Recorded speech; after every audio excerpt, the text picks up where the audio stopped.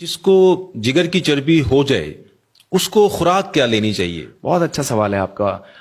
جگر کی چربی کے اندر جو انٹرنیشنل ریکمنڈیشن ہے خوراک کے حوالے سے وہ سب سے زیادہ ہے کافی کی، جس میں آپ 6 سے 7 کپس کافی پئیں. کافی آپ کا میٹابولزم انکریز کرتی ہے، اور کچھ لیٹسٹ ریسرچ ہے جس کے اندر کافی کے ساتھ جگر کی چربی کو کم ہوتے ہوئے دیکھا گیا. دوسرا جو چیز ہے وہ پپیتا ہے، پپیتے کا گودا، پپیتا کا ایون بیج بھی، اور لوگ پپیتے کو بہت زیادہ استعمال کر رہے ہیں جس میں آپ کی جگر کی چربی کو یہ کم کر دیتا ہے. اس میں اینٹی آکسیڈنٹس ہوتے ہیں جو جگر کے اندر جو سوزش ہو رہی ہوتی ہے اس کو کم کرتے ہیں. پھر تیسری چیز ہے ہماری گرین ٹی.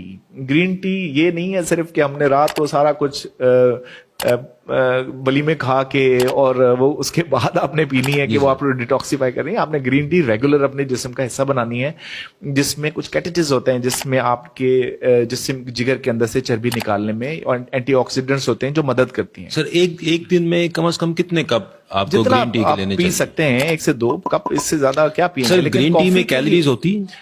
گرین ٹی کے اندر اگر میٹھا ڈال لیں گے تو پھر اس کا فائدہ نہیں ہے. You need to be avoiding that thing, اور آپ نے اس میں بہت میٹھا بالکل نہ ڈالیں. باقی آرٹیفیشل سویٹنرز وغیرہ وہ اگر آپ ڈالنا چاہتے ہیں تو وہ آپ لے سکتے ہیں. بیٹ جوس، جس کو ہم چقندر کا جوس بھی کہتے ہیں، یہ بہت امیزنگ چیز ہے جس میں فائبر ہوتا ہے، اینٹی آکسیڈنٹس ہوتے ہیں، آئرن ہوتا ہے، وائٹامن B6 ہوتا ہے.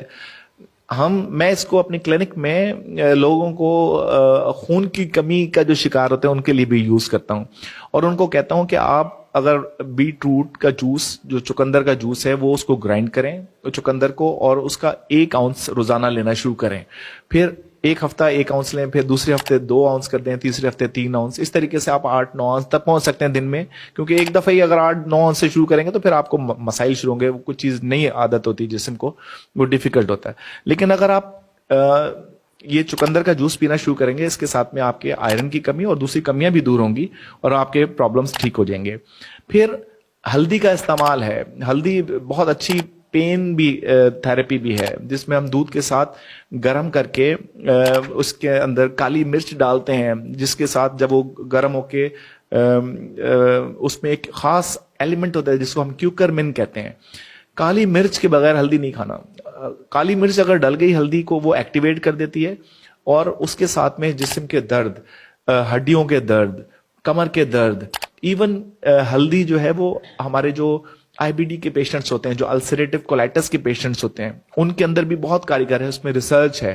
اسی طریقے سے جگر کی چربی کے لیے بھی بہت اچھا کارگر چیز ہے جس میں آپ اس کو استعمال کر سکتے ہیں.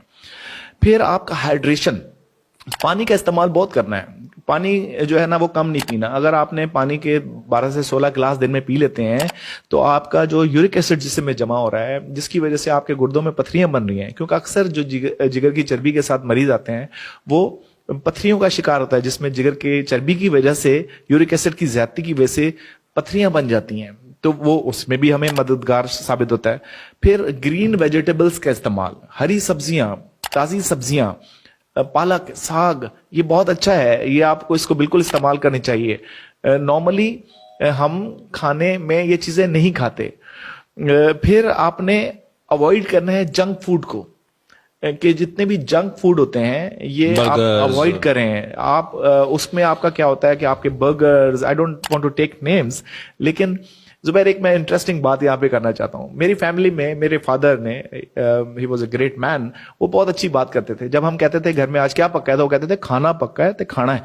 ٹھیک ہے ٹھیک ہے. تو وہ کھانا ضرور جو ہے جو پکتا تھا وہی کھاتا تھا. آج کے بچے کو ہم وہ ٹیسٹ ہی نہیں ڈیولپ کر پا رہے ہیں. سر وہ کھانا اب تو لوگوں نے گھر میں جو گھر کا کھانا وہ تو چھوڑ ہی دیا مارکیٹ سے، وہ ٹیسٹ نہیں ڈیولپ کر پا رہے. ہمارے بچے کو نہیں پتا کہ ٹینڈے کا ٹیسٹ کیا ہے. ہمارے بچے کو ساگ کا ٹیسٹ نہیں اچھا لگتا. کیوں؟ کیونکہ وہ آرٹیفیشلی MSD کھا رہا ہے. وہ جو مختلف برانڈز کی برگرز کھا رہا ہے، مختلف چیزیں کھا رہا ہے، پیزا، شاورماز کھا رہا ہے.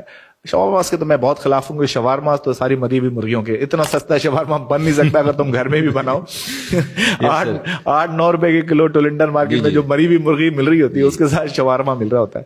تو بہرحال میسج یہی ہے کہ گھر کا پکا صاف کھانا، ابلا ہوا پانی استعمال کریں، فریش جوسز، فریش سبزیاں استعمال کریں، پانی کا زیادہ استعمال کریں، روز کا روزہ، سوتے کا روزہ رکھیں، اور ایکسرسائز کرتے رہیں.